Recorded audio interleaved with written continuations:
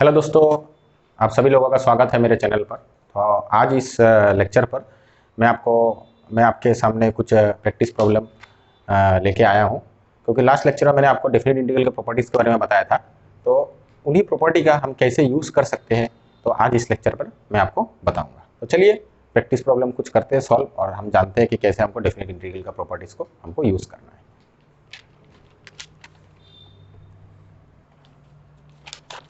तो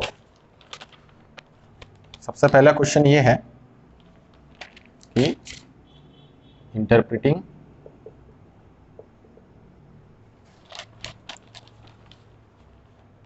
limits of sum as integral.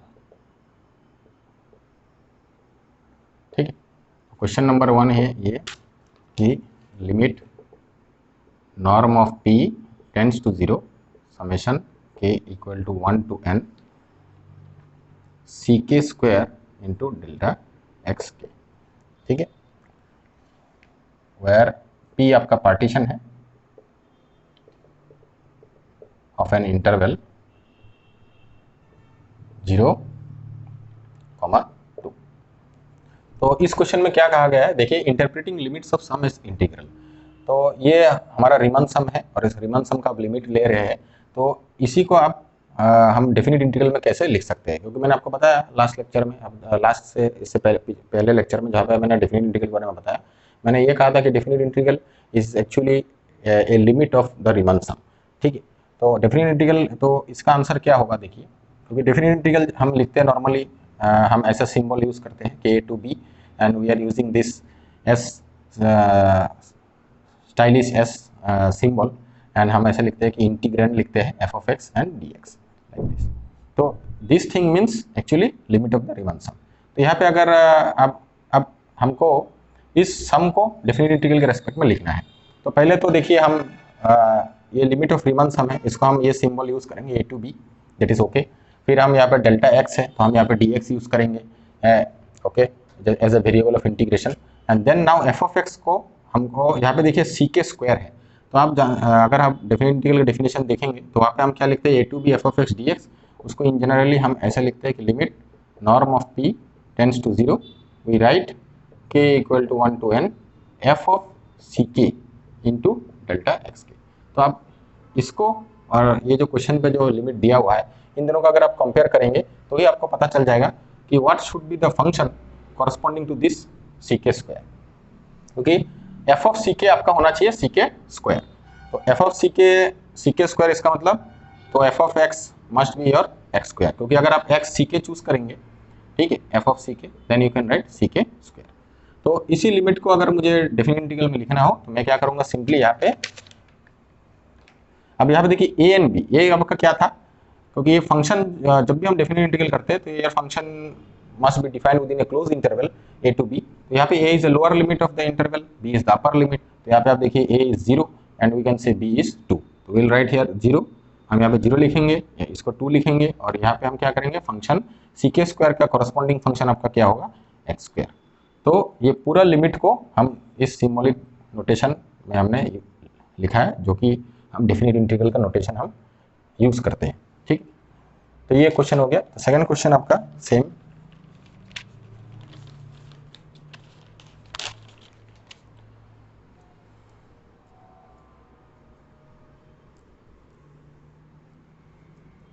Next question है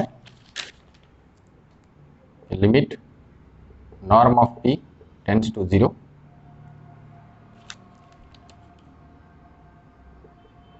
summation of k equal to 1 to n 1 by 1 minus ck into delta x के।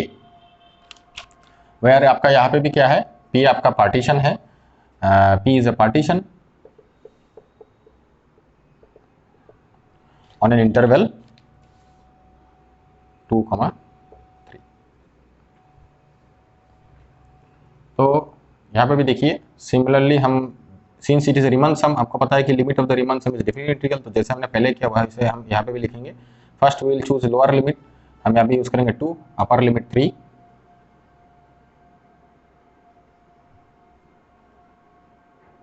Then हम क्या करेंगे यहाँ पे देखिए डेल्टा एक्स के, तो हम यहाँ पे लिखेंगे D x and now instead F of x के जगह में हम यहाँ पे देखेंगे, क्योंकि वी विल रिप्लेस सी के बाई सिंपली एक्स, क्योंकि हम क्या करते हैं रिबन, अगर आपने जैसे मैंने फर्स्ट क्वेश्चन के रेस्पेक्ट में मैंने बताया कि हम क्या करते हैं, we use to evaluate f of c k, मतलब फंक्शन के वैल्यू हम सी के पॉइंट हम जो चूज करते हैं हर एक सब इंटरवल के अंदर, उस पॉइंट पर हम फंक्शन के वैल्यू इवेलुएट करते हैं। तो एफ ऑफ सी के that means instead of x you are replacing x by ck, तो simply you replace this ck with x and हम यहाँ पे लिखेंगे 1 minus x into dx। so इस लिमिट का डेफिनेट इंटीग्रल का नोटेशन ये है 2 to 3 1 minus x dx। Okay,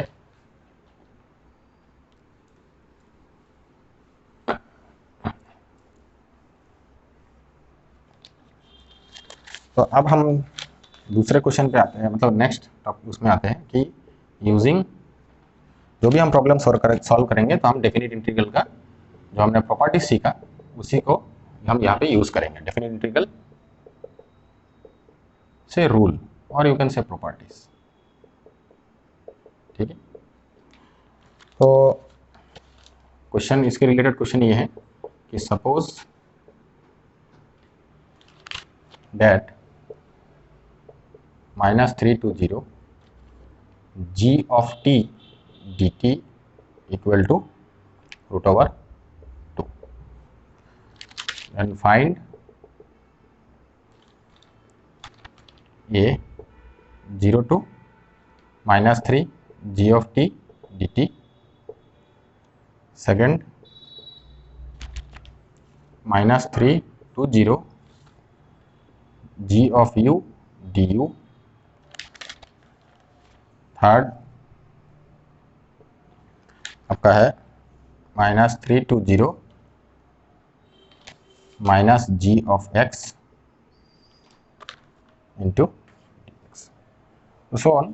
तो आप यहाँ पे देखिए यहाँ पे मुझे एक फंक्शन का डेफिनेट इंटीग्रल दिया हुआ है, दैट मीन्स दिस फंक्शन का definite integral over A close interval it is -3 to 0 and इसका डेफिनेट इंटीग्रल का आंसर हमको दिया हुआ है यहाँ पे √2।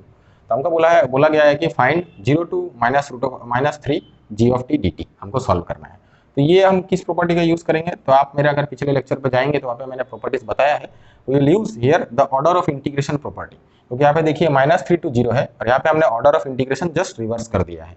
तो ऑर्डर ऑफ इंटीग्रेशन अगर हम जस्ट रिवर्स कर दे तो उस केस में क्या होता है, 0 to -3 g of t dt it is simply equal to -3 0 g of t dt and that is equal to -√2।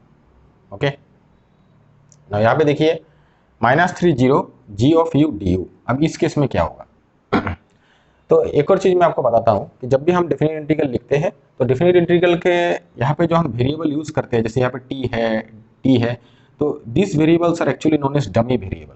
इस डमी वेरिएबल का मतलब ये होता है कि इस वेरिएबल का ये जस्ट इस वेरिएबल का जो जैसे t के जगह में अगर आप यहाँ पे x भी लिखे या आप u लिखे v लिखे, कोई भी आप अल्फाबेट चूज कर सकते हैं इन वेरिएबल को रिप्रेजेंट करने के लिए। तो so choosing different alphabets does not change your definite integral answer. ऐसा क्यों, क्योंकि एक्चुअली जब भी हम डेफिनेट इंटीग्रल करते हैं, तो चलिए इस क्वेश्चन को लेकर थोड़ा और डिस्कस करते हैं हम। ऐसा इसलिए क्योंकि यहाँ पे देखिए अगर आप डेफिनेट इंटीग्रल के कंस्ट्रक्शन अगर बेसिक में जाएंगे तो हम क्या करते हैं, g of t that means g is a function of t, तो ये एक्सिस हम t चूज कर लिया हमने और फिर हम सोच लीजिए g of t is some function like this, maybe जैसे यहाँ पे -3 to 0 है तो हम इसको ऐसे ड्रॉ करते हैं कि लेट इट बी यहाँ से ये 0 है and this is some point -3 and this is my function, ये मेरा फंक्शन है g ऑफ t। तो कोई बात नहीं, g ऑफ t और फिर आप यहाँ पे डेफिनेट इंटीग्रल कर रहे हैं, दैट मीन्स आप इस इंटरवल को पार्टीशन करेंगे, अपने हिसाब से पार्टीशन करेंगे एंड देन आप रिमन सम यूज करेंगे, फिर आप लिमिट निकालेंगे। ओके, जैसे आप डेफिनेट इंटीग्रल का आप कैलकुलेशन करते हैं। ओके, अब instead of g of t अगर मैं यहाँ पे, तो यहाँ पे देखिए जब आप रिमन सम लिखेंगे तो आप क्या लिखेंगे, आप लिखेंगे g ऑफ मे बी आपने कुछ पॉइंट चूज किया and then you will write delta t। Okay, और यहाँ पे आप t एक्सिस है तो यहाँ पे आप t वेरिएबल का यूज कर रहे हैं। तो अगर मैं सेम फंक्शन, क्योंकि अगर मैं वेरिएबल जस्ट चेंज कर रहा हूँ, जैसे फॉर एग्जांपल मैं यहाँ पे लिख रहा हूँ -3 to 0 g of u and du, तो आप यहाँ पे देखिए फंक्शन एक्चुअली जो एक्चुअल फंक्शन है इसका शेप चेंज नहीं हुआ, एक्चुअली हम यहाँ पे क्या चेंज कर रहे हैं, हम यहाँ पे जस्ट एक्सिस को हम चेंज कर रहे हैं। इंस्टेड ऑफ टी हम एक्सिस का लेवलिंग चेंज कर रहे हैं। वी आर राइटिंग कि यू, हम यहाँ पे यू लिख रहे हैं, लेकिन बाकी कहानी आपका सेम ही रहेगा, क्योंकि आप जब डिफरेंशियल इंटीग्रल कैलकुलेट कर रहे हैं आपका इंटरवल भी सेम है, आपका फंक्शन का शेप भी सेम है। वो आप कैसे पता लगा सकते हैं, आप यहाँ पे देखिए जो फंक्शन आप यहाँ पे चूज कर रहे थे g, you are using the same function, okay g, और टी एंड यू यहाँ पे बस यही चेंज है कि आपने वेरिएबल का चेंज किया है। तो variable change means you are changing the axis labelling, okay. तो एक्सिस लेवलिंग चेंज कर रहे हैं, बाकी सब कहानी सेम है कि -3 to 0 इंटरवल है। You are doing same partition जैसे आपने टी के केस में किया। बस यहाँ पे आप रिमन सम कैसे लिखेंगे, इंस्टेड ऑफ टी के यू विल राइट से जी ऑफ यू के and you can right here delta U के, तो एंड सो ऑन। तो इसलिए डेफिनेट इंटीग्रल के केस में क्या होता है, जो आप अंदर का जो वेरिएबल आप चूज करते हैं, ठीक है, यहाँ पे आप कोई भी अल्फाबेट यूज कर सकते हैं, that does not change the answer of the definite integral. So that's why ये जो वेरिएबल है कि दिस वेरिएबल, ठीक है, वेरिएबल ऑफ इंटीग्रेशन आप कह सकते हैं, या जैसे यहाँ पे जो आप dt यूज कर रहे हैं, तो this variables are actually dummy variable, ठीक है। तो अब यहाँ सबको आंसर पता ही चल गया, -3 to u और -3 to 0 g of u d u, इसका आंसर क्या होगा, same as this one, okay, that is root over 2।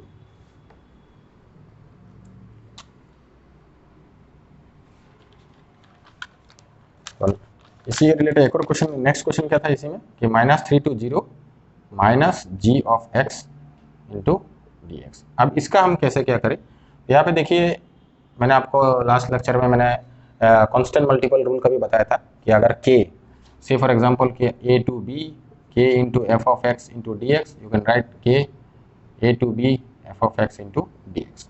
वहाँ पे मैंने आपको थोड़ा बहुत मैंने इंट्यूटिव प्रूफ के लिए मैंने k ग्रेटर देन 0 पकड़ा था, लेकिन ऐसा नहीं है, ऐसा मतलब सिर्फ k ग्रेटर देन 0 के लिए ये फॉर्मूला वैलिड, ऐसा मतलब सिर्फ k ग्रेटर देन 0 के लिए जो वैलिड है ऐसा नहीं है, ठीक है। k can be negative, k can be 0, okay.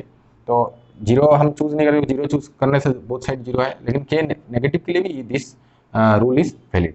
So if you choose k equal to -1, then आप यहाँ से क्या लिख सकते हो, a to b minus f of x into d x, you can write minus a to b f of x into d x. तो simply यहाँ पे जो माइनस है इसको आप बाहर लेके आ सकते हैं कि -3 to 0 g of x into d x, and now you look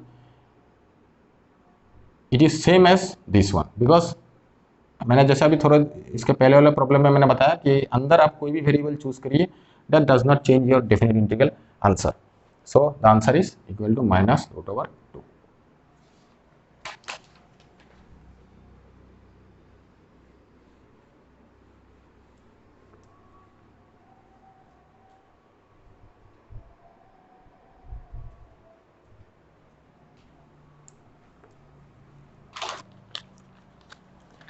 एक और क्वेश्चन करते हैं इसी से related. Suppose that f is integrable,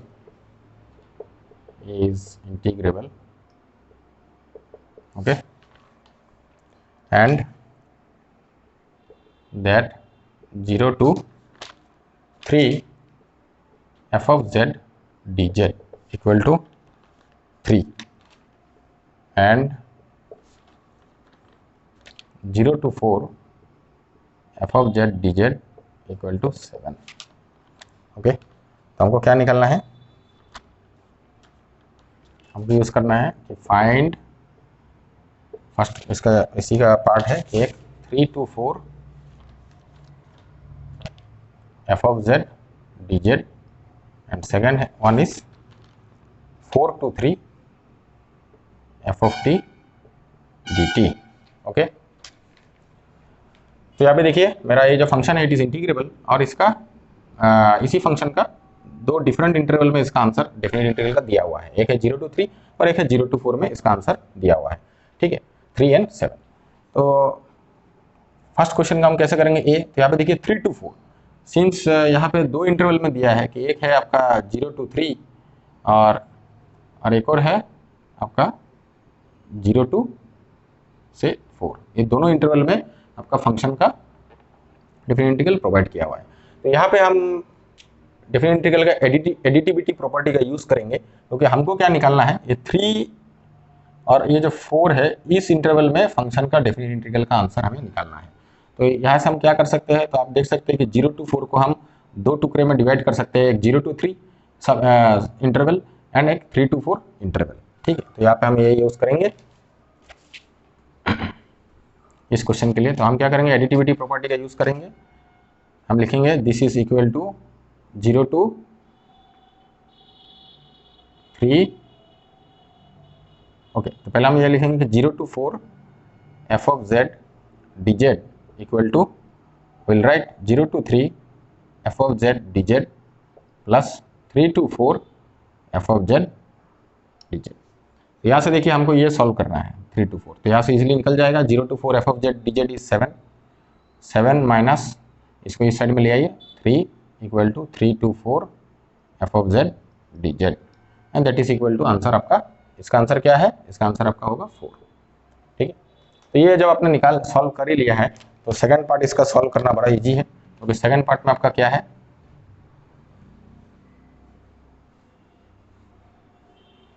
second part में आपका है b part is 4 to 3 f of t into d t. तो आपने ऑलरेडी सॉल्व किया है कि, तो पहली बात देखिए मैंने आपको बताया है कि डमी वेरिएबल को लेकर आप चिंता मत करिए। ठीक है, यहाँ पर t हो चाहे z हो, you can write, because you can write simply like this कि 4 of 3 is, this is also equal to 4 to 3 f of z and dz।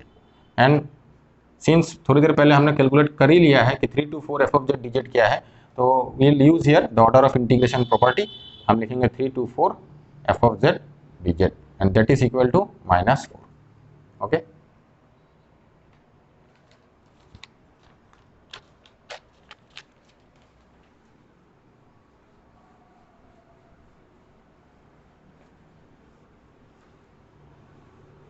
अब आते हैं हम नेक्स्ट स्टेप में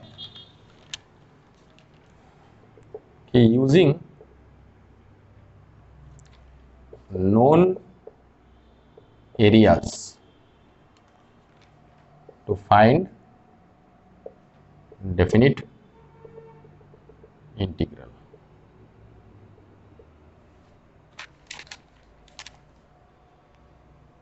using known areas to find definite integral। तो अब इसमें इस क्वेश्चन में क्या है कि नोन एरियाज मीन्स जैसे आप ज्योमेट्रिकल एरिया के बारे में आप जानते हैं, जैसे हम ट्राइंगल के एरिया जानते हैं, रेक्टेंगल के एरिया जानते हैं, तो using that area's formula we can find how to find the definite integral. तो ये जो अभी जो हम क्वेश्चन सॉल्व करेंगे ये आपका कभी ना कभी आपको, आप इसको शॉर्ट ट्रिक के हिसाब से भी आप यूज़ कर सकते हैं डेफिनिट इंटीग्रल में।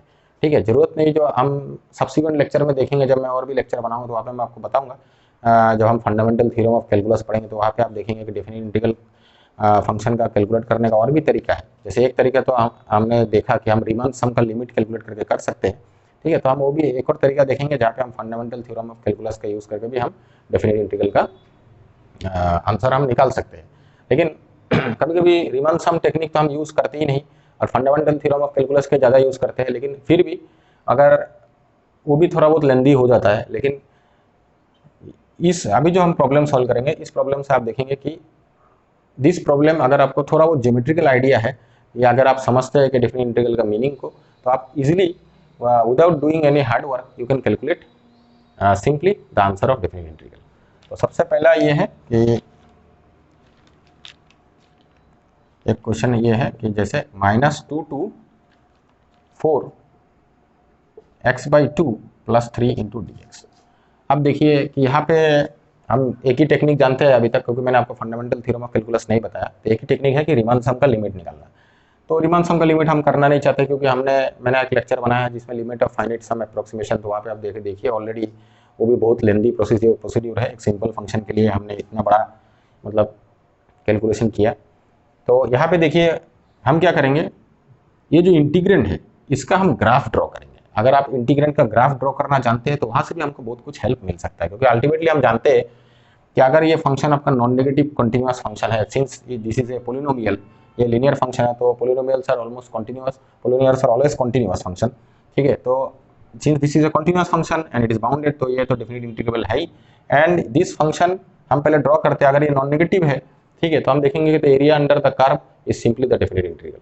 तो चलिए इसको ड्रॉ करते हैं। तो यहाँ पे देखिए ये फंक्शन आपका क्या है, लीनियर फंक्शन है, तो we can right y = x/2 + 3। तो अगर इसको हम कंपेयर करें y = mx + c से, तो यहाँ पर आपको इजीली स्लोप पता चल जाएगा, ½ x + and c is equal to 3।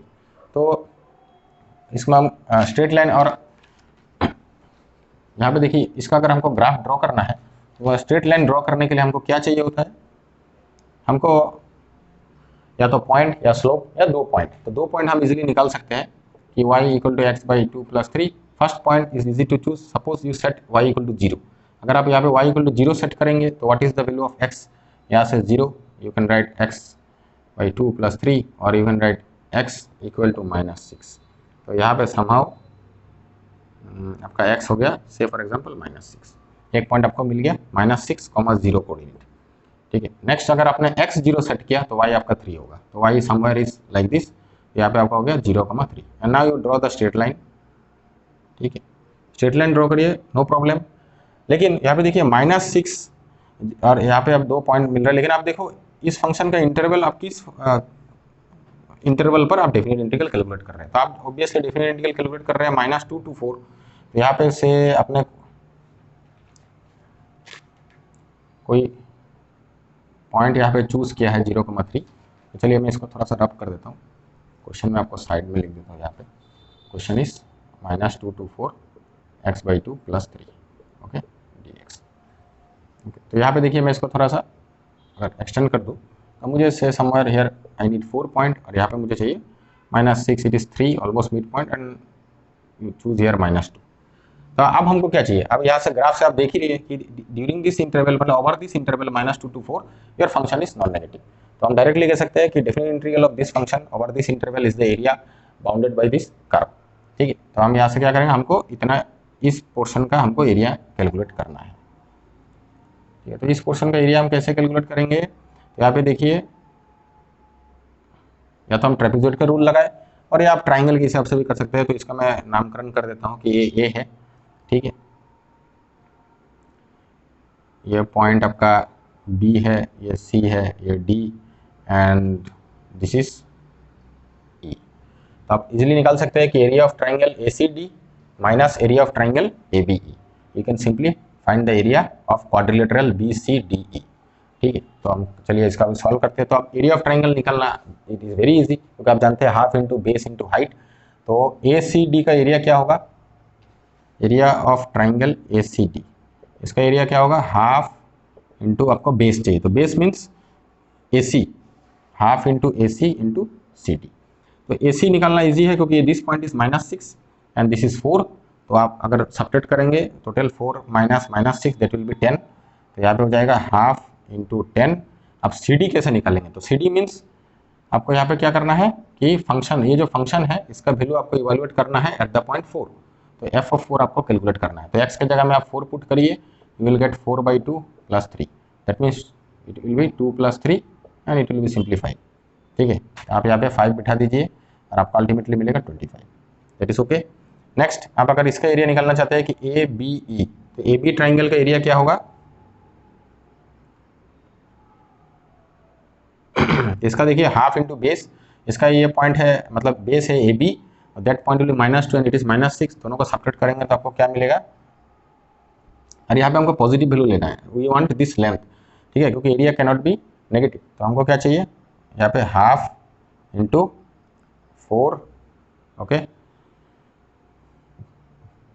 तो -2 एंड अल्टीमेटली सब्ट्रैक्ट करेंगे तो आपको पॉजिटिव मिलेगा, half into 4 and this height will be, आपको -2 में फंक्शन का वैल्यू आपको इवेलुएट करना है। तो -2/2 plus 3 that will B 3 - 1, you will gate 2। So height is this will be 2 and this height will be आपको मिला 5। तो 4 इंटू यहाँ पे आप 2 लिख लीजिए, अल्टीमेटली आपका आंसर मिलेगा 4। एंड अगर आप दोनों का भी एरिया को सब्ट्रैक्ट करेंगे तो you will get the answer quadrilateral BCDE, it is equal to 25 - 4 that is equal to 21। ठीक है, तो आप देखिए कितना सिंपल तरीके से आपने इसका डेफिनेट इंटीग्रल कैलकुलेट कर लिया। और इसको हम ऐसा फंक्शन हम कैलकुलेट करेंगे जब हम फंडामेंटल थ्योरम ऑफ कैलकुलस करेंगे, तो वहाँ पे भी आप इसको उसको उसी का भी यूज करके आप देख सकते हैं कि सेम आंसर आपको मिलेगा 21। और even you can do the Riemann sum calculation, then also you can find the answer 21।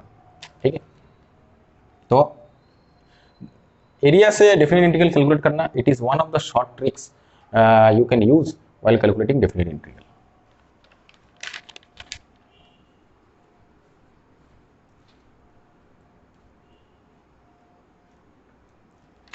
Next question है, से फॉर एग्जाम्पल यहाँ पे कि -3 to 3 3√9 - x² into dx।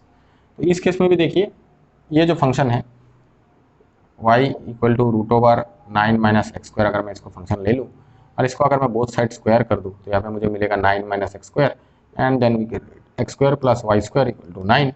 Now you can see this is a equation of an circle, ठीक है, with radius. Circle का equation क्या होता है कि x² + y² equal to a²। Now such a circle का centre is at the origin, ठीक है, x² + y² equal to a²। Here a is the radius and radius is equal to 3। Okay, तो आप circle, तो आप इस देखिए इस फंक्शन का आप ग्राफ इजीली ड्रॉ कर सकते हैं, because you have to just draw the circle of radius 3 and the centre of the circle आपका ओरिजिन में है, ठीक है। तो चलिए इसको ड्रॉ करते हैं हम।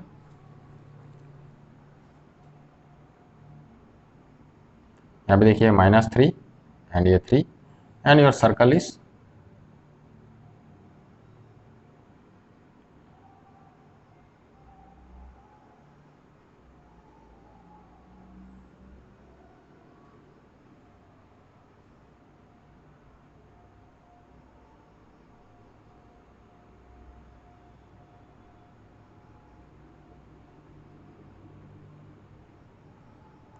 -3 to 3। तो इतना अच्छा सर्कल मैं ड्रॉ नहीं कर पाया, लेकिन फिर भी ठीक है। तो ये आपका सर्कल मैंने यहाँ पे ड्रॉ किया है। अब यहाँ पे एक चीज़ देखिए, तो आप सर्कल का कौन सा पोर्शन आप यूज़ करेंगे, क्योंकि मैंने आपको, आप मेरे फंक्शन के लेक्चर में जाइए, वहाँ पे मैंने बताया है कि such type of function is an implicit function, ठीक है। तो यहाँ पे मैंने क्या लिखा था कि it is equal to a²। तो इम्प्लिसिट फंक्शन में क्या होता है कि हम ऐसे लिखते हैं, इम्प्लिसिट फंक्शन जनरली कंटेन्स मोर देन वन फंक्शन। तो यहाँ पे देखिए +- √a² - x²। तो यहाँ पे देखिए for a single value of x you are getting more than one output. तो obviously circle is not a function, but हम यहाँ पे डेफिनिट इंटीग्रल जो कर रहे हैं वो हम फंक्शन का डेफिनिट इंटीग्रल कर रहे हैं। तो पहले आपके दिमाग में आना चाहिए यहाँ पे जो हम कर रहे हैं फंक्शन का डेफिनिट इंटीग्रल, तो this function is a semi circle. Okay, तो यहाँ पे भी देख सकते हैं कि अगर आप यहाँ पे दो फंक्शन आपको मिला कि एक y1 equal to √a² - x² plus and एक और फंक्शन आपको मिला कि √a² - x², ठीक है। तो यहाँ पे देखिए हम कौन सा यूज कर रहे हैं, पॉजिटिव वाला, that means upper part of the circle. तो हमको लोअर पार्ट की जरूरत नहीं, ठीक है। तो अब ये तो इजी है, क्योंकि since function is non negative, तो area under this curve is simply the definite integral. तो आप सेमी सर्कल का एरिया आप इजीली निकाल सकते हैं, क्योंकि आपको सर्कल का एरिया पता है कि πa² by area of the circle is πa² and you since it is a semi circle, तो आप इसको डिवाइड बाई 2 कर लीजिए। तो यहाँ पे ईजी है, ए आपका यहाँ पे 3 है, क्योंकि देखिए -3 to 3 and radius is also 3, ठीक है। तो आप क्या करेंगे यहाँ पे सिंपली पाई इंटू 9/2 एंड यहाँ से आप कैलकुलेशन करें तो आपको क्या मिलेगा, सिंपली 4.5 पाई, ठीक है। बस we want to find the area of a circle.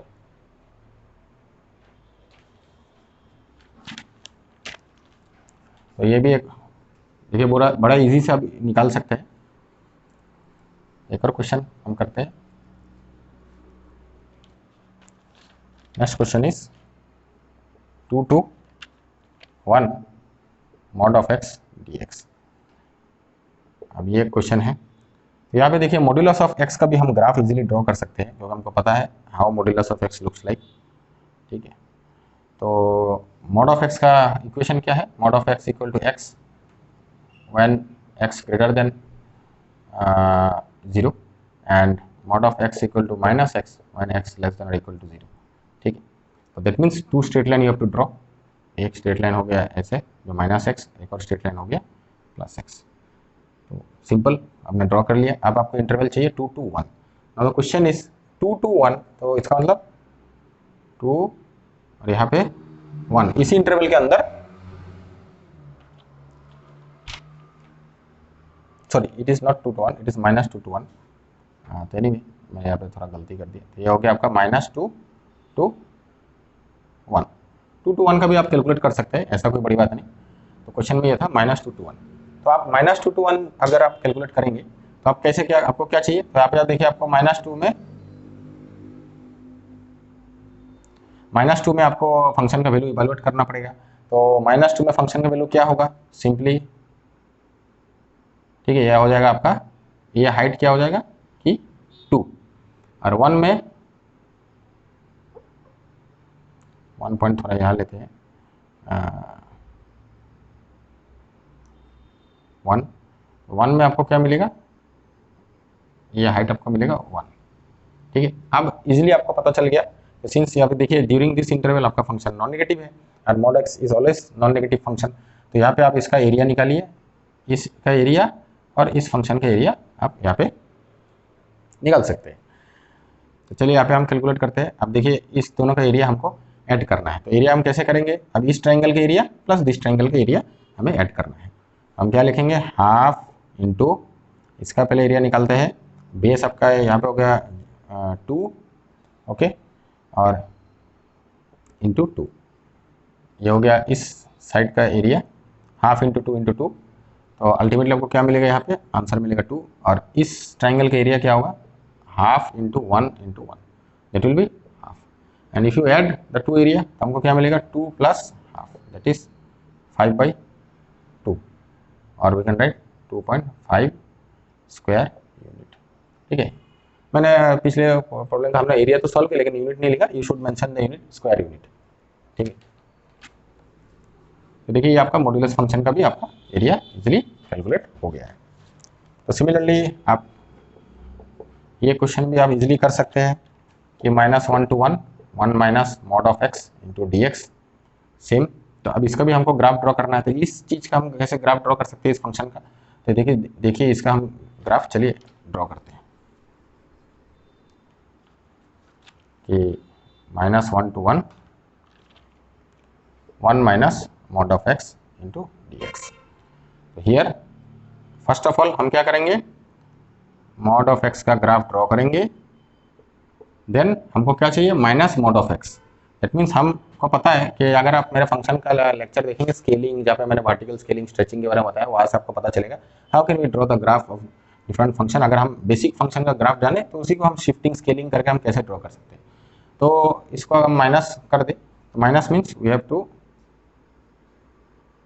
इसको जस्ट हम एक्स एक्सिस के रेस्पेक्ट में रोटेट कर देंगे, और this graph is minus mod of x का ग्राफ है, एंड देन हमको क्या करना है, 1 ऐड करना है। तो 1 ऐड करना मतलब you have to shift this graph by 1, तो ये 0 पॉइंट आपका यहाँ चला जाएगा एग्जैक्टली 1 पे। ठीक है, तो इसको हम पोज देते हैं, ये वाला 1 पे चला गया, और it will be like this. तो this is the graph of 1 minus mod of x. ठीक है, अब आपको जानना है -1 to 1 जो पॉइंट है, ठीक है, तो आपको कितना यहाँ पे आंसर मिलेगा। तो पहले देखिए ये 0 पॉइंट आपका 1 में शिफ्ट हो गया, सही बात। अब 1 में ये जो माइनस मॉड ऑफ एक्स है, इसका वैल्यू कितना होगा, 1 में इसका वैल्यू होगा -1, तो जब आप +1 कर रहे हैं तो ये वैल्यू कहाँ पे आ जाएगा, that means this point will be your +1 and this point will be your -1, क्योंकि पहले जो 1 में वैल्यू था वो था -1, और आप जब +1 कर रहे हैं तो दैट उस -1 में जो वैल्यू था दैट विल बिकम 0। तो यहाँ पे आपको इजीली सॉल्व होगा, और आप यहाँ से भी सॉल्व कर सकते हैं। अगर आप mod x को ग्रेटर देन 0 पकड़ेंगे तो it will be 1 minus x and that is equal to 0, and you can say x equal to 1।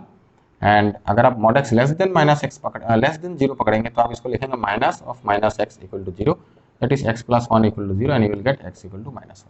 आपको मिल गया 2 point, and now you can easily find the area under the curve. ठीक है, तो क्या area है, हमको ये एरिया हमको कैलकुलेट करना है। ठीक है, तो सिंपल है ये एरिया के, देखिए बेस तो आप यहाँ पर डायरेक्टली आप कैलकुलेट कर सकते हैं, क्योंकि आप यहाँ पे क्या कर सकते हैं, आपको बेस हो गया 2, that is half into 1 minus -1, ये टोटल आपका बेस का जो विड्थ है, इंटू हाइट हो गया 1, and now you can easily calculate, that will be equal to half into 2 into 1, and that will be 1 square unit. ठीक है,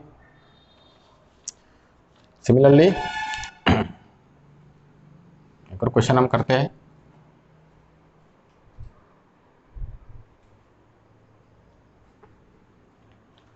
And that will be the last question. कि -1 to 1 1 plus √1 minus x square into d x. अब देखिए सच a function कभी हम easily draw कर सकते हैं। तो पहले देखिए √1 माइनस एक्स स्क्वायर, या हमने थोड़ी देर पहले देखा कि √9 माइनस एक्स स्क्वायर के केस में दैट इज ए सर्कल। तो ये भी आपका सर्कल का इक्वेशन होगा, इसका रेडियस क्या होगा, ठीक है 1। हम क्या करेंगे, यहाँ पे इसका रेडियस पहले हम ये सर्कल ड्रॉ कर लेंगे, that will be -1 to 1। And now इस सर्कल के साथ हमको क्या करना है, +1 ऐड करना है। तो that whole circle will be shifted by 1, क्योंकि ये -1 यहाँ पे देखिए -1 में आपको 0 मिल रहा है। नाउ क्या होगा, आपको -1 में आपको मिलेगा, आप +1 ऐड कर रहे हैं हर एक यहाँ पे जो आउटपुट है फंक्शन का, हर एक आउटपुट के साथ। तो -1 में आपको क्या मिलेगा, इट विल बी सिंपली 1। तो यहाँ से आप सोच लीजिए आपका लाइन 1 है और इसी के ऊपर आप सर्कल ड्रॉ कर दीजिए। और यहाँ पे आपका कितना होगा, सिंस ये इसका रेडियस भी 1 है तो दैट विल बी 1, ये आपका चला जाएगा 2 पर। ठीक, आपको सर्कल कैसे मिलेगा, if this point is 2 this is 1, तो ये मैंने गलत ड्रॉ कर दिया, सॉरी। आपको अगर ये 1 है तो हमको ये 1 में चला जाएगा पूरा सर्कल। यहाँ से हमको ड्रॉ करना है लाइक दिस, ठीक है। तो दिस इज माई सर्कल। तो आप इसके अंदर में आपको एरिया निकालना है, दैट इज -1 to 1। तो इस सर्कल के अंदर में एरिया क्या है, एरिया ऑफ दिस,